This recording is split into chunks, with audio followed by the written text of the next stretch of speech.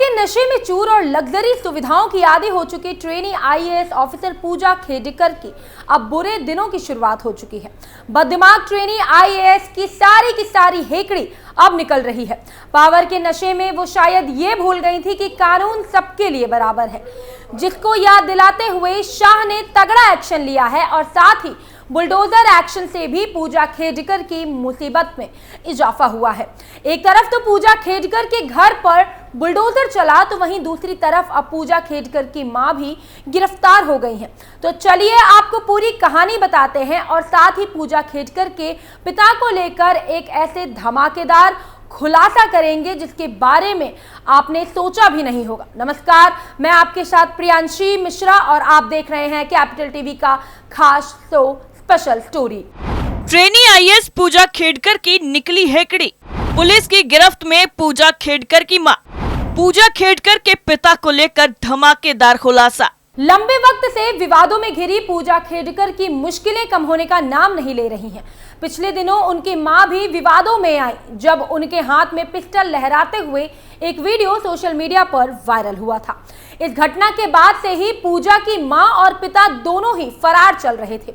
वहीं पुणे ग्रामीण पुलिस ने इस मामले को लेकर बड़ा अपडेट दिया है।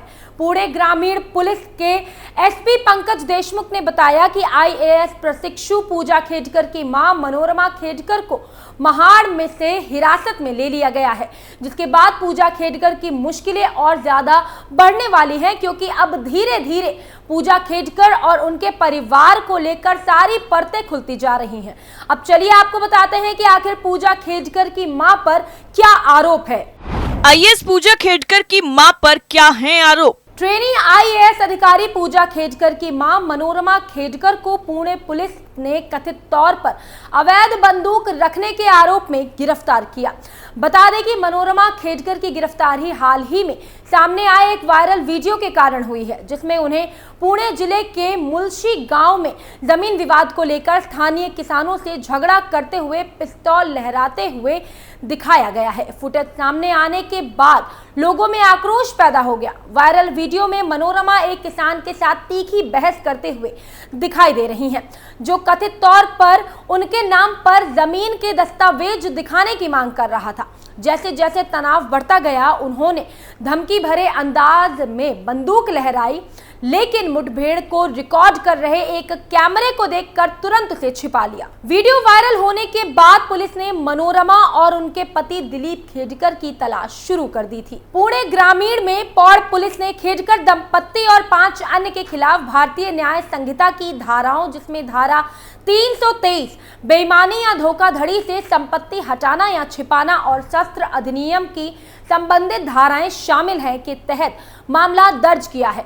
पुणे ग्रामीण के पुलिस अधीक्षक पंकज देशमुख ने बताया कि मनोरमा खेडकर को रायगढ़ जिले के महाड़ से हिरासत में लिया गया है और उन्हें पुणे लाया गया है। यहां औपचारिकताएं पूरी होने के बाद उन्हें गिरफ्तार कर लिया जाएगा।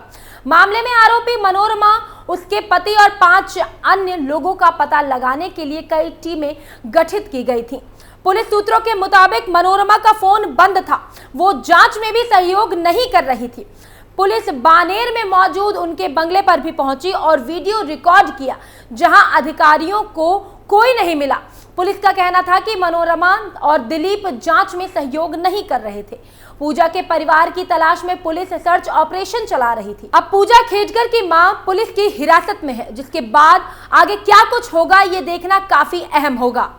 पूजा खेडकर के पिता पर धमाकेदार खुलासा। अब चलिए आपको पूजा खेडकर के पिता को लेकर जो धमाकेदार खुलासा हुआ है वो आपको बताते हैं, जिसको सुनने के बाद आपको समझ में आ जाएगा कि आखिर ट्रेनी आईएएस पूजा खेडकर के अंदर इतनी अकड़ कहां से आई। दरअसल पूजा के कारनामों के बाद उसकी मां मनोरमा खेडकर के कारनामे सामने आए। अब पूजा के पिता दिलीप खेडकर को लेकर भी नए नए खुलासे हो रहे हैं। दिलीप खेडकर अभी तक 2 बार सस्पेंड हो चुके हैं। अलग अलग केस में रिश्वतखोरी को लेकर तत्कालीन सरकार ने दिलीप के खिलाफ एक्शन लिया था। महाराष्ट्र सिविल सेवा आचरण नियम 1979 के नियम 3(1) और महाराष्ट्र सिविल सेवा अनुशासन और अपील नियम 1989 के नियम संख्या 4 की उपधारा 1A के साथ ही महाराष्ट्र जल प्रदूषण की रोकथाम और नियंत्रण अधिनियम 1983 के नियमों के तहत क्षेत्रीय अधिकारी दिलीप खेडकर को 24 फरवरी 2020 से विभागीय जांच के अधीन निलंबित कर दिया गया है। किस मामले में ली थी रिश्वत? आपको बताते हैं कि आखिर किन किन मामलों में पूजा खेडकर के पिता ने रिश्वत ली। दरअसल दिलीप खेडकर मुंबई के क्षेत्रीय कार्यालय में क्षेत्रीय अधिकारी के रूप में कार्यरत थे। तब करीब 300 से 400 छोटे उद्यमियों ने शिकायत की थी कि दिलीप खेडकर मुंबई क्षेत्र में कई व्यवसाय मालिकों और प्रतिष्ठानों के लिए अनावश्यक परेशानी पैदा कर रहे थे और उनसे अवैध तरीके से जबरन वसूली कर रहे थे। 6 अक्टूबर 2015 को मुख्यमंत्री से शिकायत की गई थी। पुणे के सुप्रभा पॉलीमर एंड पैकेजिंग ने 13 मार्च साल 2019 को शिकायत की थी और उसमें कहा था कि क्षेत्रीय अधिकारी दिलीप खेडकर ने 20 लाख रुपए की मांग की है।